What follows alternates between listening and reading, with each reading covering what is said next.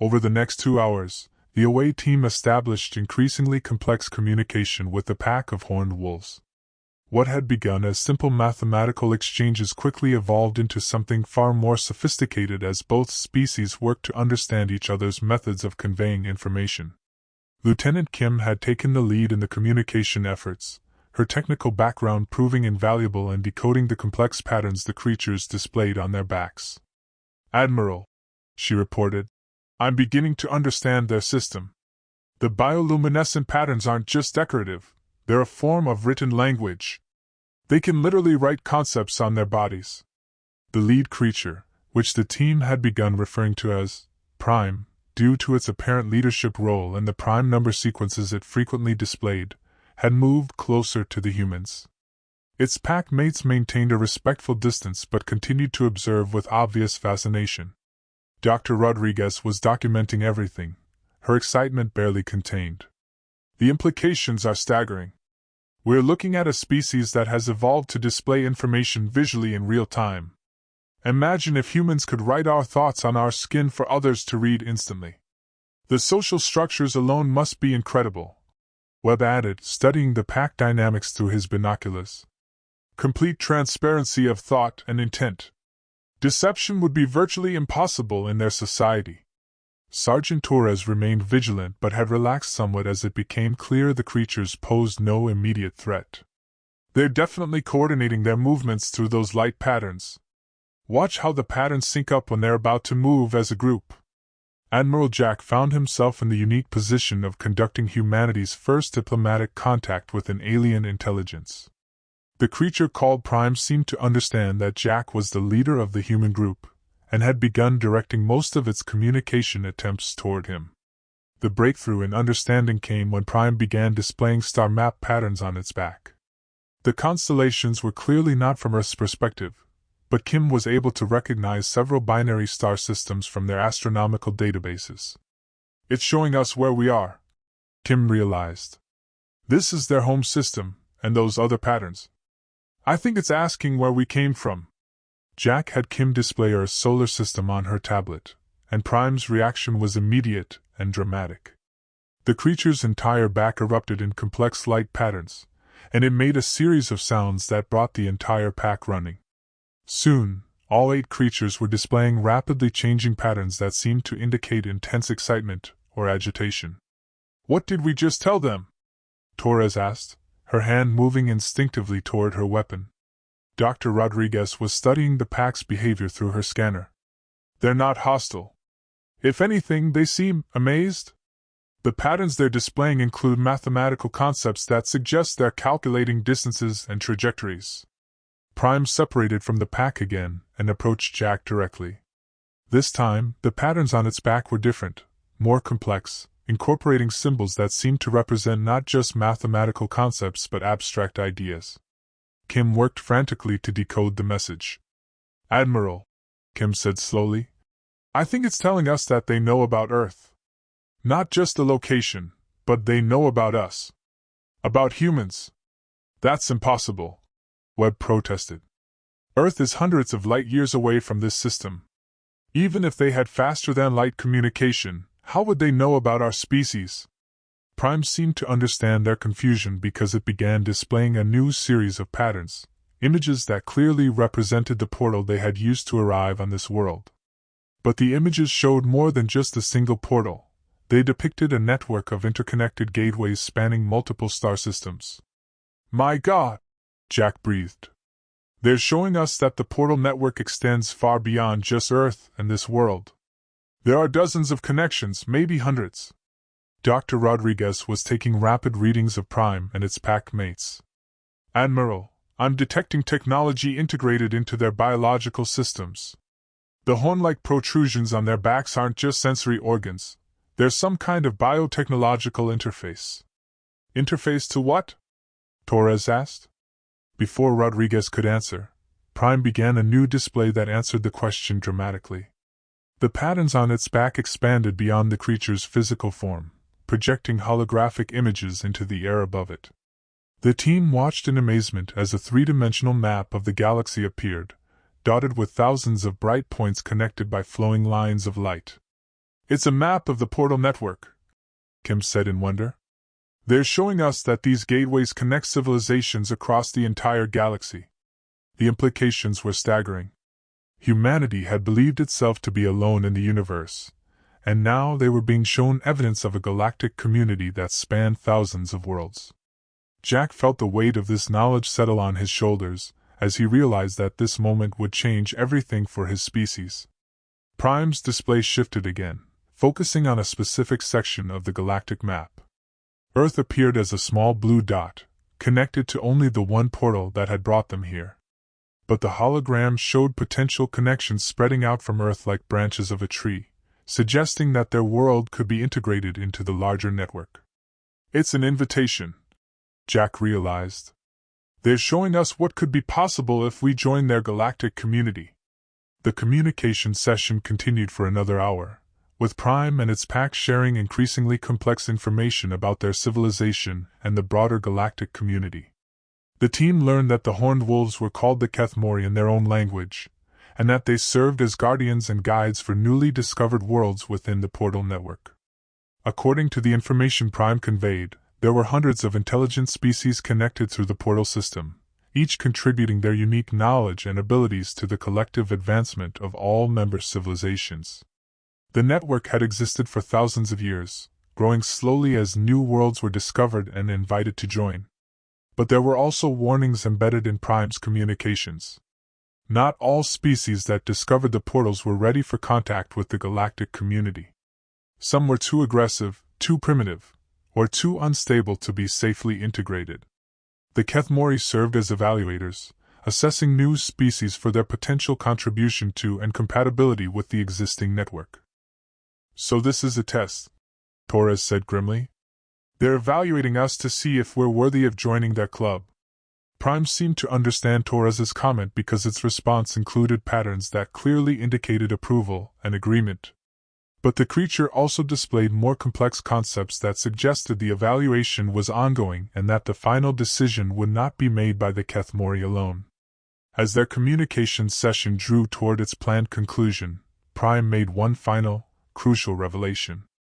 The portal network was not just for transportation, it was also a communication system that allowed instantaneous contact between member worlds regardless of the distances involved.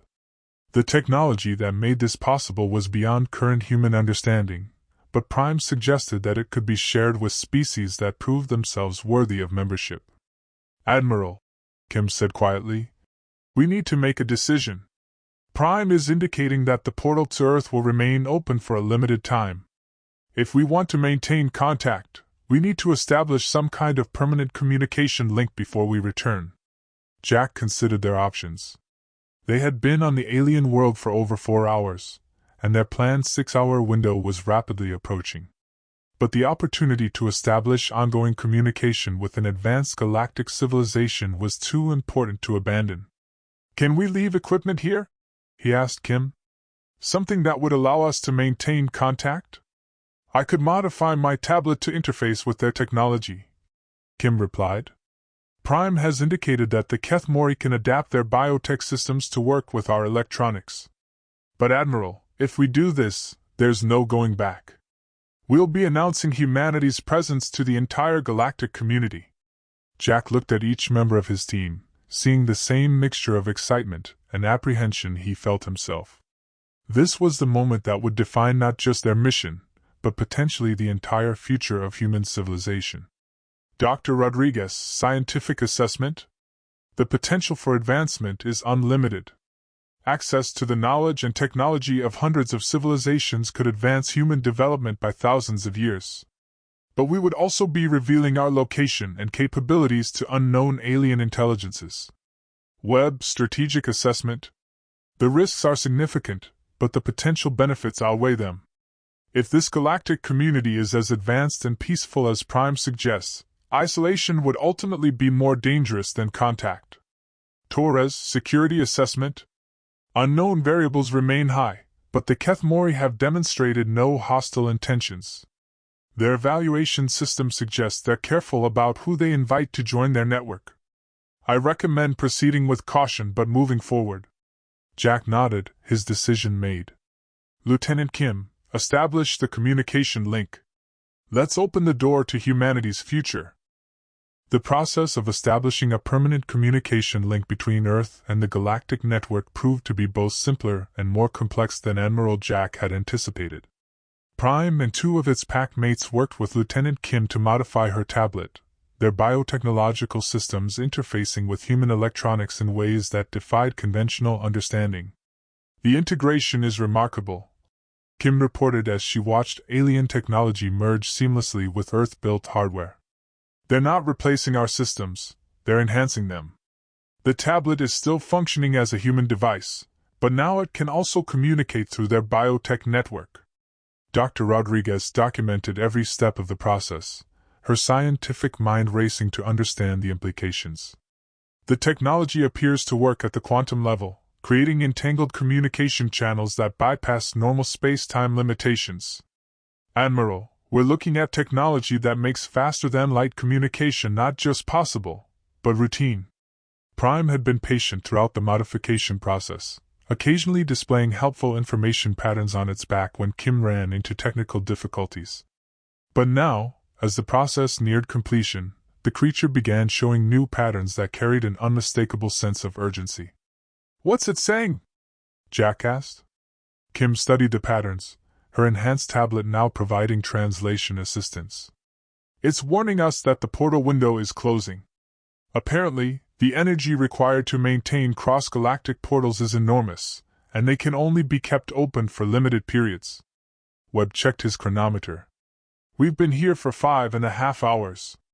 We're cutting it close to our return deadline." But just as the team prepared to return to the lunar cave system, Prime began displaying a new message that stopped them in their tracks. The patterns were more complex than anything they had seen before, incorporating not just mathematical and astronomical concepts but what appeared to be historical and cultural information. "Admiral," Kim said slowly, "Prime is telling us about other species that have been contacted through the portal network.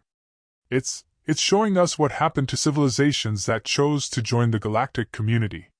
The holographic display that Prime projected showed a series of worlds, each at different stages of technological and social development. As Jack watched, he could see how contact with the galactic network had transformed these civilizations, providing them with new technologies, new knowledge, and new possibilities for growth and exploration. But Prime also showed them worlds that had declined the invitation to join the network. Some had been left alone to develop naturally, while others had eventually destroyed themselves through war, environmental collapse, or social breakdown. The message was clear: joining the galactic community offered protection and advancement, but it also required accepting significant changes to their civilization. "It's not just about technology," Dr. Rodriguez observed. "Prime is showing us that membership in this network requires fundamental changes to how a species thinks about itself and its place in the universe." Sergeant Torres studied the images with her typical tactical mindset. Some of those species that declined contact, what happened to them wasn't natural. Prime is showing us that there are threats out there, other species, natural disasters, technological catastrophes. The network provides protection as well as advancement. The implications were staggering. Humanity stood at a crossroads that would determine not just their technological future, but their very survival as a species. The choice to join the galactic community would bring unimaginable benefits, but it would also fundamentally alter human civilization in ways that could not be predicted or controlled. Prime seemed to sense the weight of the decision the humans were facing because its next display was clearly meant to be reassuring. The creature showed them images of species that had successfully integrated into the galactic network, while maintaining their unique cultural identities and characteristics. The message was that joining the community did not mean losing what made each species special. "Admiral," Webb said quietly, "we're not qualified to make this decision for all of humanity. This is something that should be decided by world leaders, by representatives of all Earth's nations and peoples." Jack nodded grimly. "You're right. But we're also the only humans who have seen what we've seen, who understand what's being offered. We have to make the initial choice about whether to even present this option to our people." Prime began displaying countdown patterns, making it clear that the portal window was rapidly closing. The team had perhaps 10 minutes to make their decision and return to Earth, or risk being stranded on the alien world indefinitely. "If we leave now with just a communication link," Kim said, "we can report our findings and let Earth's leaders decide how to proceed. The enhanced tablet will allow limited contact with Prime and the Kethmori, but it won't commit humanity to anything. But if we wait too long and miss this portal window," Torres added, "we might not get another chance for months or years. The Kethmori might interpret our delayed response as disinterest or rejection." Dr. Rodriguez was studying her readings of the portal energy. "The portal is definitely destabilizing. We have maybe 8 minutes before it closes completely." Jack felt the weight of command pressing down on him as he faced the most important decision of his career. The choice he made in the next few minutes could determine the fate of human civilization for generations to come. Prime approached him directly, the patterns on its back shifting to display what was clearly a personal message. The creature's large, intelligent eyes met Jack's through his helmet visor, and for a moment, the Admiral felt a connection that transcended species barriers. "What's it saying?" Jack asked Kim. Kim's voice was soft with emotion as she translated. "It's saying that the choice belongs to us, but that the galaxy is a vast and dangerous place. Isolation is not protection, it's vulnerability. The network exists to help all intelligent life survive and thrive, but the invitation can only be extended, never forced." The countdown patterns on Prime's back showed 5 minutes remaining. Jack made his decision. "We return to Earth with a communication link," he announced. "This decision is too important to be made by a 5-person away team. But we make sure our leaders understand exactly what's being offered and what the consequences of both acceptance and rejection might be."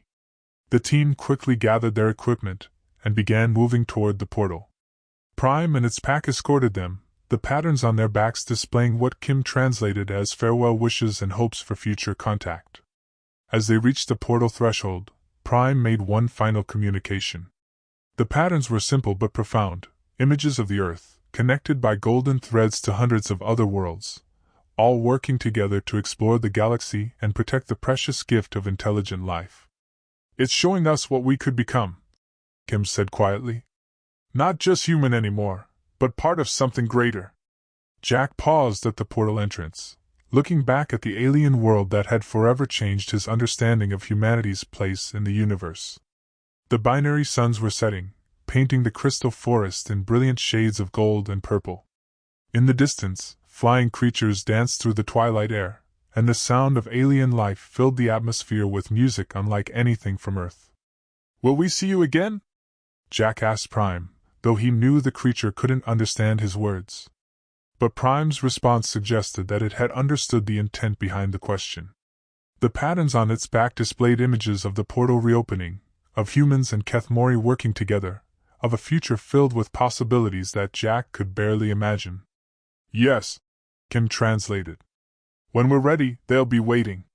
The team stepped through the portal together, leaving the alien world behind but carrying with them knowledge that would change everything. As the portal energy surrounded them and reality shifted once again, Jack wondered if humanity would prove wise enough to make the right choice when the time came. The journey back through the portal felt different this time, longer somehow, as if the space between worlds was expanding. When they emerged in the lunar cave system, the familiar gray walls and Earth's gravity felt strange after their time on the alien world. "Portal status?" Jack asked immediately. Kim checked her enhanced tablet, now glowing with soft alien symbols alongside familiar human displays. "The portal is closing but stabilizing at a lower energy level. Prime's people have established a standby mode that will allow limited communication and the possibility of reopening the gateway when needed." Webb was already on the comm system, contacting the Constellation. "This is Away Team 1 to Constellation Actual. Mission complete, requesting immediate extraction. Priority Alpha transmission to Earth Command. We have a situation that requires immediate attention at the highest levels." As they waited for the shuttle to arrive, Jack studied the portal one last time. The swirling energy field had dimmed but not disappeared, pulsing gently like a sleeping giant waiting to be awakened. In a few hours, he would be sitting in a briefing room on Earth, trying to explain to the leaders of human civilization that they had been invited to join a galactic community of hundreds of intelligent species. The responsibility was overwhelming, but as he looked at his team, each of them forever changed by what they had experienced, Jack felt confident that humanity would find a way to make the right choice. They always had when it mattered most. The sound of the shuttle's engines echoed through the cave system, signaling the beginning of their journey home. But Jack knew that home itself would never be the same. Humanity had learned that they were not alone in the universe, and that knowledge would reshape everything they thought they knew about their place in the cosmos. As they prepared to leave the lunar cave system, Lieutenant Kim's enhanced tablet chimed softly with an incoming message. The display showed patterns that had become familiar during their time on the alien world. It was a communication from Prime. "What does it say?" Jack asked. Kim studied the translation, her eyes growing wide. "It's not just from Prime. It's from the entire galactic network. They're sending us a gift, a database of basic scientific and cultural information from member civilizations. They want us to understand what we're being invited to join." The implications hit Jack immediately. Even if Earth's leaders ultimately decided against joining the galactic network, humanity would still benefit from access to advanced knowledge from hundreds of civilizations. It was an act of generosity that spoke volumes about the character of the species they had encountered. "Can we receive it?" Jack asked. "Already downloading," Kim replied, her tablet now displaying streams of alien data. "Admiral, this is just a basic information package, and it's going to revolutionize human science. We're getting new physics, new mathematics, new approaches to energy generation and space travel." Dr. Rodriguez leaned over Kim's shoulder, watching the data stream. "And look at this. Cultural exchanges, art, philosophy, music from dozens of different species. We're not just getting technology, we're getting access to the accumulated wisdom of galactic civilization." As the shuttle arrived and the team prepared for extraction, Jack realized that the mission had already succeeded beyond their wildest expectations. Whether humanity ultimately chose to join the galactic network or not, they now possessed knowledge that would advance their civilization by centuries. But more importantly, they had learned that the universe was not a cold, empty place filled with threats and dangers. It was a vast community of intelligent life, working together to explore the mysteries of existence and protect the precious gift of consciousness wherever it emerged. The choice that lay ahead would not be easy, but it would be made with the knowledge that humanity was not alone, and that whatever path they chose, there were others out there who understood the challenges of intelligent life in a complex universe. As the shuttle lifted off from the lunar surface, carrying them back toward Earth and an uncertain but promising future, Admiral Jack Morrison looked out at the stars and saw them not as distant points of light, but as homes to countless civilizations waiting to welcome humanity into the greatest adventure in the history of their species. The portal's promise had been fulfilled, and now it was up to humanity to decide how to respond to the gift they had been given. 6 months after the discovery of the portal, Admiral Jack Morrison stood in the United Nations Assembly Hall, watching as representatives from every nation on Earth debated the most important decision in human history. The enhanced tablet Lieutenant Kim had created sat on the podium before him, its alien symbols glowing softly as it maintained constant communication with the galactic network. The debate had been raging for weeks. Some nations argued for immediate acceptance of the galactic community's invitation, eager to gain access to advanced technologies and knowledge. Others counseled caution, fearing that contact with alien civilizations might lead to the loss of human independence or cultural identity. But the database of information that Prime's people had provided was slowly changing minds. The medical advances alone had already led to breakthroughs in cancer treatment and life extension. The new physics principles had revolutionized energy production, making clean fusion power finally practical. And the cultural exchanges had opened human minds to possibilities they had never imagined. Dr. Rodriguez had been appointed to head the new Department of Xenoscience, coordinating Earth's scientific response to the galactic knowledge base. Her teams were working around the clock to understand and implement the advanced technologies, while being careful to adapt them to human needs and capabilities. Lieutenant Kim had become Earth's primary communications specialist for contact with the Galactic network, her enhanced tablet serving as the bridge between human and alien technology. Through her work, limited exchanges with dozens of different species had become routine, providing humanity with insights into the diversity of intelligent life in the galaxy. Commander Webb had been promoted to captain and given command of the new starship Pathfinder, designed using hybrid human-alien technology to be capable of portal travel. The ship would serve as humanity's first ambassador to the galactic community, if the decision was made to proceed with contact. Sergeant Torres had established the Xenocontact Security Division, responsible for protecting Earth's interests during negotiations with alien civilizations. Her protocols had become the standard for all interactions with non-human intelligences. But it was the ongoing communication with Prime and the Keth Mori that had truly shaped humanity's understanding of what membership in the Galactic Network would mean. The Horned Wolves had been patient teachers, sharing their own experiences of joining the community and addressing human concerns about maintaining cultural autonomy.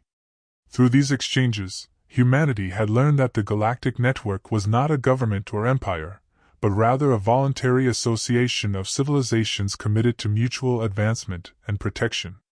Each member species maintained its own independence while contributing its unique knowledge and abilities to the collective good. The threats that Prime had warned them about were real: rogue artificial intelligences, hostile species that had rejected cooperation in favor of conquest, and natural phenomena that could destroy entire star systems. But the network provided early warning systems and mutual defense agreements that had successfully protected member civilizations for thousands of years. As Jack watched the debate continue, he reflected on the journey that had brought humanity to this moment. The discovery of the portal had been pure chance, but the choices made since then had been deliberate and careful. Humanity had taken the time to understand what was being offered before making any commitments. The vote, when it finally came, was closer than many had expected but decisive nonetheless. By a margin of 67%, the nations of Earth chose to accept the galactic community's invitation and begin the process of integration into the network. Jack felt a mixture of excitement and apprehension as he activated the enhanced tablet and sent humanity's formal acceptance to Prime and the galactic network. The response was immediate, a flood of congratulations from hundreds of different species, each welcoming Earth to the galactic community in their own unique way. The portal network began expanding immediately, with new gateways opening that would connect Earth to a dozen different worlds within the first year. Trade agreements were established, cultural exchange programs were implemented, and joint scientific projects were initiated that would advance human knowledge by millennia. But perhaps most importantly, humanity was no longer alone in the universe. The species that had once believed themselves to be unique in their capacity for intelligence, creativity, and compassion had learned that these qualities were shared by countless civilizations across the galaxy. As Jack stood on the observation deck of the Pathfinder, preparing for humanity's first official diplomatic mission to the galactic community's central hub, he thought about the future that lay ahead. It would be challenging, filled with wonders and dangers that humanity could barely imagine. But it would also be a future where human civilization could grow and thrive as part of something greater than themselves. The portal's promise had been fulfilled. Humanity had chosen to step through the doorway into the larger universe, and in doing so, had claimed their place among the stars. Whatever challenges lay ahead, they would face them not as isolated individuals on a single world, but as members of a galactic family that spanned the cosmos. The age of human isolation was over. The age of galactic citizenship had begun. Prime's final message to Admiral Jack had been simple but profound. Welcome home. For that's what the galaxy had become, not a vast, cold emptiness to be conquered, but a home filled with friends and allies, wonders and possibilities, challenges and opportunities that would keep humanity growing and learning for generations to come. The portal had offered humanity a choice between isolation and community, between safety and growth, between the known and the unknown. They had chosen wisely, and the universe would never be the same. As the Pathfinder's engines powered up for its first journey through the portal network, Jack looked out at the stars and smiled. Somewhere out there, Prime and its pack were waiting to welcome their new friends to the greatest adventure in the history of consciousness itself. The future was bright, filled with infinite possibilities and the promise of discoveries that would reshape human understanding of existence itself. And it all began with a simple choice to step through a doorway into the unknown, trusting that what lay beyond would be worth the risk. That trust had been rewarded beyond humanity's wildest dreams, and the portal's promise would continue to unfold for generations to come, as Earth's children join their galactic siblings in the eternal quest to understand the mysteries of the universe and protect the precious gift of intelligent life wherever it might emerge among the stars.